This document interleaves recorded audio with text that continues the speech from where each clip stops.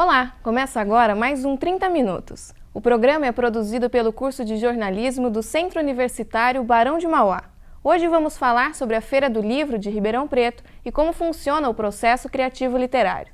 Para conversar com a gente está aqui Adriana Silva. Ela que é jornalista, escritora e atual presidente da Fundação do Livro e Leitura de Ribeirão Preto. Adriana, obrigada por ter aceitado o nosso convite. Eu que agradeço. Para começar nossa conversa, fala pra gente qual o objetivo da feira. A feira tem um objetivo meio transitório. Quando ela foi criada, a nossa principal meta era difundir o livro, né? Proporcionar o contato entre o leitor e o livro, entre o autor e o leitor. Hoje, com a maturidade de 17 anos de feira, a gente está usando a propor formação. É formar uma plateia de leitores, é contactar quem não lê e tentar promover o acesso à leitura, que é um desafio um pouco maior. Tá certo. A temática da feira desse ano é do conhecimento que liberta ao amor que educa. O que a Fundação busca com esse tema? Quando a gente se atenta a algumas pesquisas realizadas no Brasil e fora do Brasil, o grande protagonista do processo de transformar não leitor em leitor, primeiramente é a mãe. A mãe tem grande responsabilidade em fazer de um filho leitor e depois é o professor. Né? Nesse sentido, a gente quis criar um espaço para dialogar com o professor.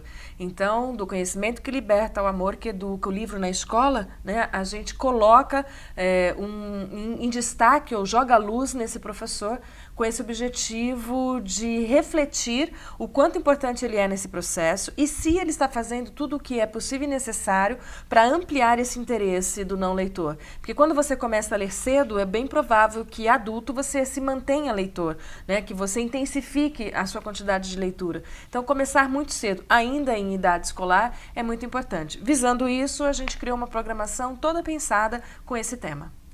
Esse ano de 2017, contamos com a 17ª edição da Feira do Livro. São mais de 15 anos de história. O evento começou pequeno, com apenas um barracão montado na esplanada do Teatro Pedro II. Com o passar do tempo, cresceu e hoje é reconhecido como um dos principais encontros literários do país. Nessa trajetória, Adriana, quais foram as maiores mudanças que aconteceram na feira? A feira tem passado por mudanças de maneira bastante constante, né? O primeiro formato foi um formato vencedor, porque exatamente era o primeiro. Então, partir do zero foi um grande desafio e esse grupo de pessoas ainda se mantém ligado a gente, entre eles Galeno Amorim. Depois ele passou por um momento absolutamente necessário, embora não tão entendido, que foi quando a feira ganhou ou deu destaque para a música. Quando a gente começou a trazer para Ribeirão Preto, e era presidente nessa época Isabel de Faria, e ela vislumbrou a possibilidade de fazer um projeto com tamanho X se tornar 3 ou 4 vezes maior, com a possibilidade de chamar a atenção nacional. Então foi importante, por isso, mesmo que tenha causado uma certa estranheza, porque se dizia, já que a feira é do livro, por que tanta música? Mas ao trazer nomes como Gal Costa, Gilberto Gil, de uma forma geral, alguns patrocinadores que talvez não viessem num formato pequeno, acabou chegando. Depois que esses patrocinadores vieram, a gente conseguiu fidelizar dizendo para ele, tá bom, agora a gente já é grandão, vamos fazer só livro. E aí então, depois de 2014, a gente retomou a proposta inicial, que é a proposta de enfatizar sempre a leitura, o processo da escrita e esse contato entre esses agentes da literatura, né? Que é o autor, que é o escritor, que é o livreiro, né? Que são essas pessoas que estão relacionadas ao tema. Então, a gente vai transitando ao longo desse período, vivenciando experiências, como a gente teve, por exemplo, naquele auge dos rolezinhos, a gente precisou se comportar de maneira a fazer uma inclusão muito verdadeira, porque a adolescência sabe quando a gente é falso, sabe? Quando você propõe uma coisa e ela é meio figurativa, eles percebem e acabam repudiando. Então a gente precisou ser muito autêntico, trazer a juventude para dialogar com a gente criou um projeto para ir para a comunidade. Então, essas mudanças que a gente viveu é reflexo daquilo que a gente foi aprendendo ao longo do tempo. Sim. E em uma entrevista recente para o G1, você declarou que vários eventos foram especialmente criados para o público professor. Quais eventos seriam esses? Nós temos uma conferência internacional este ano, Nós sempre tivemos o nosso terceiro turno de eventos às 18 horas. Isso não compreendia alunos que estudavam à noite, caso quisessem ir na feira, e professores que estavam saindo da escola às 18 horas, como estariam conosco. Então, a primeira mudança foi, o nosso terceiro turno compreende e começa às 19h30. Então, está super aberto para todos os estudantes do nível universitário e para todos os professores. E uma conferência especial chamada Conferência Internacional de Literatura e Educação, juntando esses dois temas. Nós vamos trazer educadores do Chile, que é o caso do Humberto Maturana, vamos trazer da Itália, que é o caso do Mauro Maldonato, vamos trazer 2 portugueses, que o Portugal é o país homenageado, que é o José Pacheco e o Antônio Nova, e vamos trazer também o César Nunes, que é da Unicamp, e ele é o homenageado da educação. Fora isso, nós temos todo um calendário na Biblioteca Padre Euclides para a formação de professores, são oficinas, né? Como levar a literatura para a menor idade, como você levar a literatura em todos os processos, como usar a literatura no processo didático, metodológico. Então, tem uma série de oficinas voltadas para os professores. E, este ano, em especial, a gente tem toda uma programação também para os alunos de EJA. À noite, no horário em que eles estão em aula, a gente sempre recebeu esses alunos na feira, mas eles assistiam a qualquer iniciativa cultural que nós tínhamos. Agora a gente pensou numa programação especialmente voltada para os interesses desse público. Direcionada. A feira promete reunir cultura e educação. Quais são as estratégias para tornar o evento atrativo tanto para os professores quanto para os alunos? Pela primeira vez, nós criamos um processo de dialogar com esses professores antes da feira. Estivemos com 100 e poucos professores da rede do Estado, dialogamos sempre com a rede municipal, no sentido de fazer formação. Criamos um projeto chamado Combinando Palavras, que traz 5 autores para a feira, mas que a gente já sabia que esses autores viriam em setembro do ano passado. Então, nós estamos trabalhando com a rede da educação estadual, que é o ensino médio, por isso estadual, desde setembro do ano passado. Primeiro, nós conversamos muito com os professores no sentido de formar, de criar possibilidades de como é que esses autores, com esses professores, podiam levar esses autores para a sala de aula. Na última semana, a gente se reencontrou pela terceira vez com esses professores e eles trouxeram para a gente a produção dos alunos. Nós vamos gerar um e-book e durante a feira, 1.100 alunos a cada dia na feira vai se encontrar com Lia Luft, com Veríssimo, com o Genir Ventura, também a Nélida Pinhon e o quinto, o Inácio de Loyola. Então, esses autores vêm especificamente para conversar com os estudantes que já vêm trabalhando a obra deles há um semestre passado. E o evento tem expectativa de superar a marca de 180 mil pessoas em apenas 8 dias. Para isso, imagino que seja necessária uma equipe imensa. Quantas pessoas são envolvidas para a realização desse evento? Então, ao longo do ano, a Fundação reúne 7 pessoas, ao longo do ano. Quando a gente chega um mês antes da feira, financiados pelos projetos todos que nós conseguimos recursos, aí a gente aumenta a equipe, aí a gente gira em torno de 20 pessoas na monitoria, no RH, né, nas qualificações de infraestrutura muito delicado, nos agendamentos, que são ações muito precisas, né? Eu acho que a única coisa que é importante colocar é que a unidade de medida de um projeto cultural, em especial para a gente, não passa pelo quantitativo, né? Nosso número de 180 é um número muito menor do que já chegou a ser uma época que chegou a ser 300, 400 mil pessoas, quando haviam shows. Né? Hoje, sem os shows, o nosso número é de 180, resultado do ano passado. E a infraestrutura da feira não comporta mais que isso. Então, a ideia é qualificar esses 180 e eu acho que se a gente conseguir aumentar, não será mais do que 200, por conta do espaço, por conta da quantidade, né? Se todos os lugares estiverem ocupados, o nosso máximo de público deve chegar a 200 mil pessoas. Sim. E quais são os destaques desse ano para a literatura?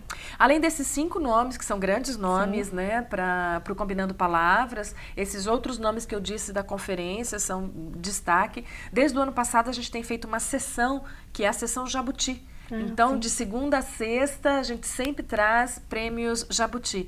Então, a gente tem Marina Colaçan, que é um prêmio Jabuti, a gente tem o jornalista, o Lira Neto, com várias biografias, ele também vai estar na feira. A gente tem Miriam Leitão, também jornalista. A gente tem hoje um universo muito grande de jornalistas e escritores, então é sempre muito comum a gente receber esses jornalistas na feira, né? Então, esse pessoal todo já confirmadíssimo e ainda tem um elenco grande de autores. E as atrações musicais, quais a gente pode esperar para esse ano? Esse cuidado de manter a música tem se dado com a gente. Ano passado trouxemos o Jairzinho, o Jair, né? Sim. Filho do Jair Rodrigues. Eu sempre chamo de Jairzinho como se fosse da minha geração, ele era Jairzinho. Então, assim ficou. Mas esse ano nós temos 2 nomes da música, que são nomes da música e da literatura. Né? A gente tem Chico César, que vem para fazer o show chamado Estado de Poesia. E antes do Estado de Poesia à noite, aberto, sem nenhuma bilheteria, ele está à tarde fazendo um bate-papo com as pessoas. Então, falando sobre literatura, sobre a letra musicada. E depois a gente tem isso para abrir. Né? E depois a gente tem para encerrar nada mais, nada menos do que Arnaldo Antunes, que também é escritor. À tarde conversa sobre literatura e à noite canta a sua poesia. Então, acho que é um casamento perfeito. Perfeito. E fala pra gente como funciona a curadoria de convidados para a feira. Depois que a gente passou a tematizar isso de 2014 para cá, essa curadoria ficou bem tranquila, porque os temas chamam os autores, né? Então, a gente sempre teve um escritor nacional, sempre. Então, ele trazia muitas das demandas, né? Sim. Depois a gente passava a ter um país homenageado, houve um tempo que se havia um estado homenageado. Então, esses temas de homenagem filtravam um pouco a proposta. Sim. De 2014 para cá, quando a gente passou a ter um tema à feira, então funilou mais ainda nesse tema. Então, a proposta sempre, quando a gente vai cuidar da curadoria, é ter essa pertinência de que esse tema sugerido esteja com clareza debatido. E eu acho que a gente tem dado conta disso. Claro. E como funciona a captação de parceiros e patrocinadores para o evento? A Feira do Livro, ela é um projeto muito bem aceito. Então, tratar com os patrocinadores não tem sido de toda a sua maneira angustiante, porque a aceitação é sempre muito positiva por conta dos seus números, dos seus resultados, da sua permanência, da sua seriedade em produzir cultura, né? Então, a gente tem conseguido validar apoiadores desta edição que vêm de edições anteriores, e é isso que tem mantido a feira muito forte, né? Mas, de qualquer forma, há 2 anos a gente começou um novo projeto de gestão de projeto, que é o de cooperação. Então, há 2 anos a gente vem conversando muito fortemente com o SESC, com o SENAC, com o SESI, né? E são instituições culturais que têm uma produção cultural muito importante ao longo do ano e estão apoiando a feira não financeiramente, mas com ações. Né? Então, à medida em que eles trazem seus autores, seus espetáculos, seus teatros, e isso comporta na feira, então agrega um valor que não é necessariamente monetário, mas que tem muito recurso girando nisso. Então, a tendência da feira, enquanto fundação, é ela diminuir sempre o seu número em espécie, em dinheiro, e articular o seu maior número em ações. Trazer parceiros para que eles viabilizem as suas apresentações na feira. Isso talvez tenha garantido as 2 últimas edições da feira. Tá certo. Adriana, agora a gente vai para um rápido intervalo. Você não saia daí que a gente volta daqui a pouco falando sobre processo criativo literário.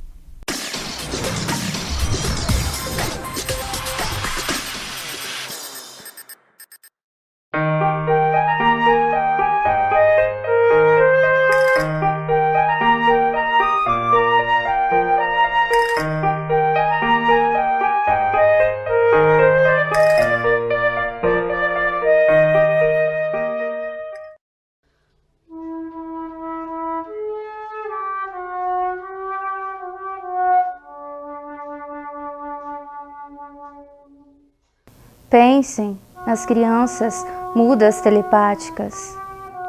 Pensem nas meninas cegas inexatas. Pensem nas mulheres rotas alteradas. Pensem nas feridas como rosas cálidas. Mas, não se esqueçam da rosa, da rosa.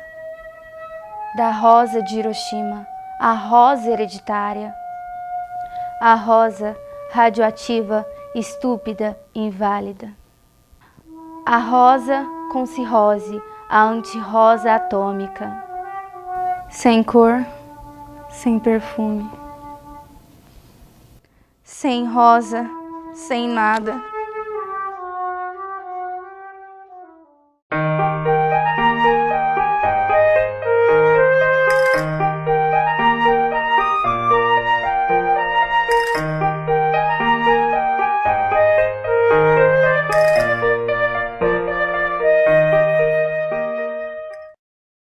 Até onde você iria para saber mais? para ter novos conhecimentos, para ter plenas convicções. Vá para um lugar onde as pessoas apoiam você, acreditam em seus sonhos, onde além da teoria se aprende na prática. Um lugar onde todo mundo pensa e faz. Então faça melhor, faça agora. Vá além, faça Barão. Processo Seletivo 2017. Bolsas especiais para o primeiro semestre.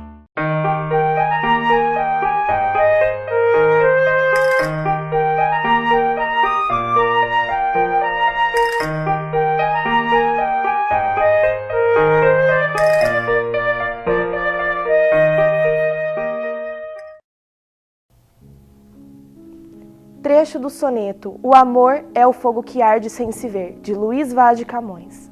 O amor é o fogo que arde sem se ver, é ferida que dói e não se sente. É um contentamento descontente. É dor que desatina sem doer. É querer estar preso por vontade. É servir a quem vence o vencedor. É ter com que nos mata lealdade. Mas como causar pode seu favor nos corações humanos amizade, se tão contrário a si mesmo é o amor?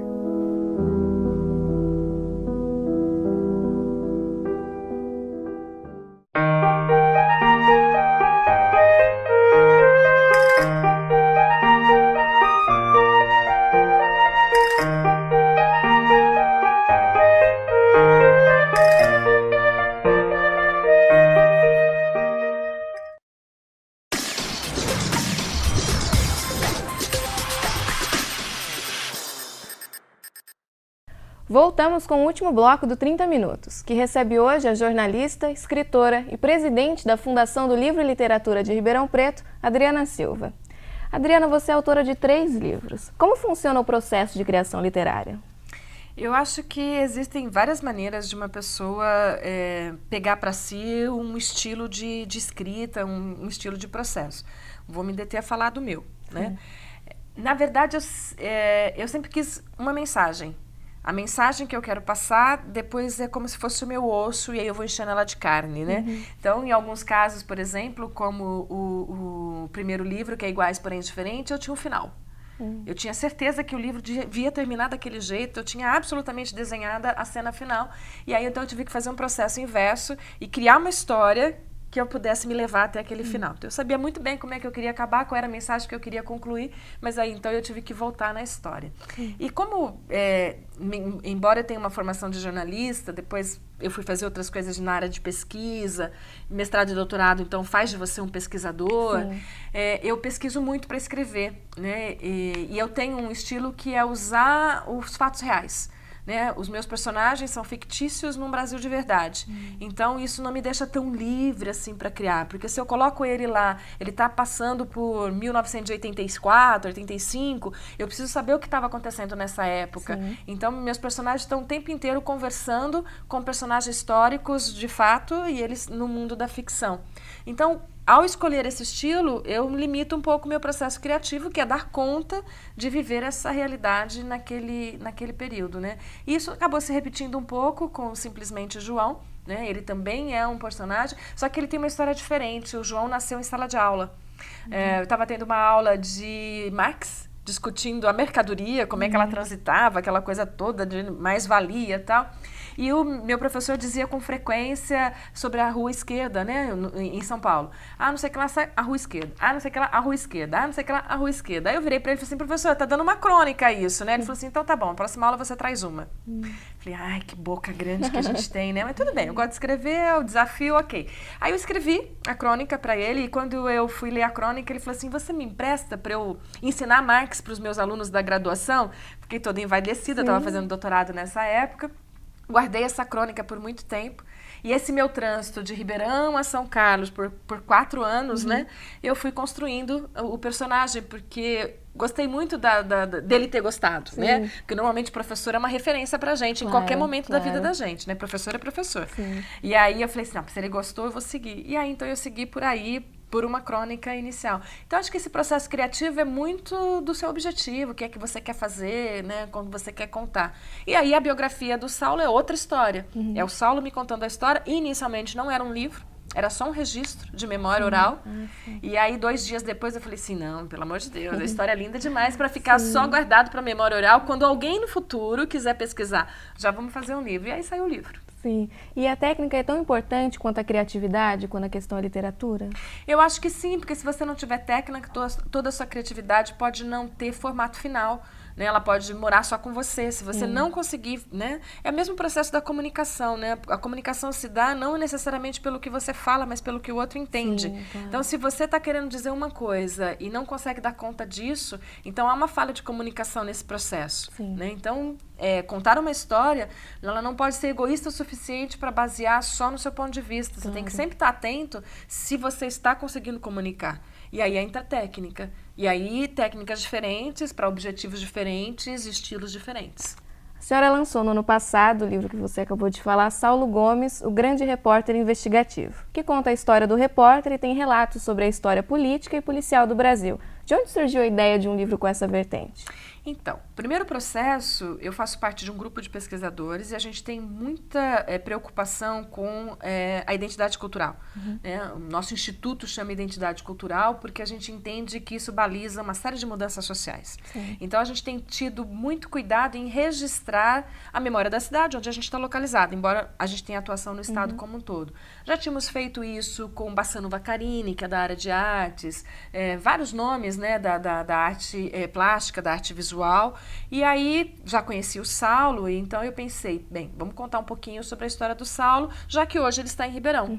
Na medida em que ele começa a contar a história, e a grandeza da história dele, leva ao livro, né? Mas o processo inicial era registro de memória oral. Sim, e é mais difícil contar a vida de uma pessoa real E é mais difícil contar a vida de uma pessoa real ou criar personagens fictícios? Eu acho que de uma pessoa real é mais fácil por conta de você ter começo, meio e fim. Eu lembro, em algum momento, no personagem João, do Simplesmente João, que eu fiquei meses sem escrever. Porque eu desafiei o personagem a dar conta de uma coisa que eu não sabia. Ele tinha que se comportar de uma maneira tal, filosoficamente construído, ele tinha que ter algum conhecimento político que eu não tinha. E como é que eu ia escrever? Então eu tive que parar João e ler uma série de obras, me informar sobre aquilo, saber o que tinha acontecido no Brasil naquele momento, quem eram aquelas pessoas, e aí voltar para o personagem. Quando você está falando de uma pessoa, você está contando aquilo que ela sabe. Então ela te abastece do conhecimento dela e você relata. Por isso que eu acho que é mais fácil. Sim. Sobre o mercado editorial brasileiro, segundo dados do Jornal da Escola de Comunicação e Artes da Universidade de São Paulo, foram produzidos no ano passado mais de 52 mil títulos de livros, entre novos e reedições. Ainda assim, uma pesquisa divulgada pelo Estadão constatou que 44% da população brasileira não lê e 33% nunca comprou um livro. Por que a senhora acha que, mesmo com um alto número de produção anual de livros, o brasileiro não lê? A questão do brasileiro não ler é cultural, né? E não aprendemos. Ninguém disse pra gente que era muito importante ler, né? E se a gente tivesse todo mundo o tempo inteiro dizendo isso, a gente teria criado esse hábito, o exemplo de alguns outros países. Isso como primeira motivação. A segunda motivação é, se eu quiser ler muito, porque eu sei que muito é importante para mim, talvez eu não tenha dinheiro para comprar um livro. Então, é um segundo momento muito importante, porque o livro no Brasil é muito caro. Então, a gente precisava equacionar essa matemática, né? Fazer querer ler e viabilizar que ele tenha acesso ao livro. Depois disso, você tem as bibliotecas, né, que também é uma coisa que, com o processo de digitalização, com os mundos, né, alternativos disponibilizados pela mídia, essa conexão rápida e imediata com a internet, acabou deixando no nosso modelo de biblioteca obsoleta. Eu digo nosso modelo porque hoje a gente tem modelos fantásticos, como o modelo da Colômbia, por exemplo, que é chamado de Biblioteca Parque, em que ela tem dentro da biblioteca um mundo. E aí você vai lá para fazer uma série de outras coisas e acessa o livro. Ou você vai acessar o livro e faz uma série de outras coisas, que talvez seja um caminho bastante alternativo para a biblioteca, e já tem 2 edições desse modelo de biblioteca no Brasil, uma é a de Manguinho, no Rio de Janeiro. Mas, de qualquer forma, há uma interrupção no processo de leitura, né? Ele não é coerente e nem linear. Tem muita produção, tem pouco leitor. Tem pouco leitor porque não tem um professor dizendo para esse leitor ler. Quando esse leitor quer ler, ele não pode comprar. Então, é um desnivelamento muito grande entre a necessidade e a oferta. E eu acho que é isso que a gente tem que dar conta de corrigir, e é por isso que a gente tem tanto desconforto nesses números. Sim, projetos de incentivo à leitura, como o Combinando Palavras e o Contadores de História da Fundação do Livro, são fundamentais para nutrir o gosto para a literatura. Mas como que a família pode intervir na criança ou no jovem para estimular a leitura?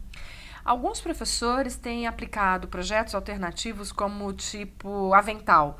O aluno que leva o avental para casa, leva dentro do avental um livro, lê com a família e volta. Sacolas, caixas de livros. Existem algumas alternativas que são exitosas nessa área, né? Mas é preciso o tempo todo, né? Porque o livro tem muitos concorrentes. A televisão é um concorrente, o computador é um concorrente, brincar na rua é um concorrente. Então o livro tem muito concorrente. E nenhum dos concorrentes é tão rico quanto o livro. Então ele perde injustamente. Então a gente tem que dar conta disso, né? E como eu disse anteriormente, essa pesquisa que mostra o relato do perfil do leitor no Brasil afere ao pai e à mãe, principalmente à mãe, primeiro do que o pai, uma grande responsabilidade em formar leitores. Então as mães precisam saber disso, né? E esse livro precisa ser divertido, esse livro precisa ser engraçado, esse livro não pode ser no resultado de uma punição, né? Você não fez isso, vai lá ler seu livro, né? O menino quer um presente X de aniversário, a mãe dá um livro e fala assim, você não fez o que tinha que fazer, eu não vou dar o teu presente, toma aqui um livro. Ele não pode ser visto assim, porque ele é muito mágico e ele é muito poderoso, embora a gente não saiba. Talvez tão poderoso quanto uma arma de matar, né? Existe uma coisa que eu acho muito linda, temos tempo para contar? Sim, claro, fica à vontade. Que é um encontro de poetas, que é o Mayakovsky, que é um poeta russo. Quando ele se suicidou, o americano Hemingway foi convidado pelo Times para fazer uma crônica sobre a morte, né, suicida do Mayakovsky. E ele disse assim, se Mayakovsky tivesse na cabeceira da cama dele um lápis e um papel ao invés de uma arma, ele teria escrito um poema e não teria se suicidado. Metaforicamente, é claro, é uma linguagem maravilhosa, porque é mais ou menos isso, né? Enquanto a arma mata, o livro, o papel, o caderno, a história, o texto, ele pode salvar vidas, literalmente. E isso de abrangência bastante grande. Ah, que lindo. Então é possível que você tenha uma política inversa, né? Hoje a gente tem uma política de armas, quanto a gente devia ter uma política de livros. Sim. E, Adriana, o papo foi ótimo, mas o 30 Minutos de hoje termina por aqui. Quero mais. Obrigada pela entrevista. E eu quero agradecer também a você de casa que nos acompanhou. E eu termino ditando Machado de Assis. Teus olhos são meus livros. Que livro há aí melhor, em que melhor se leia a página do amor. Até o próximo programa. Tchau.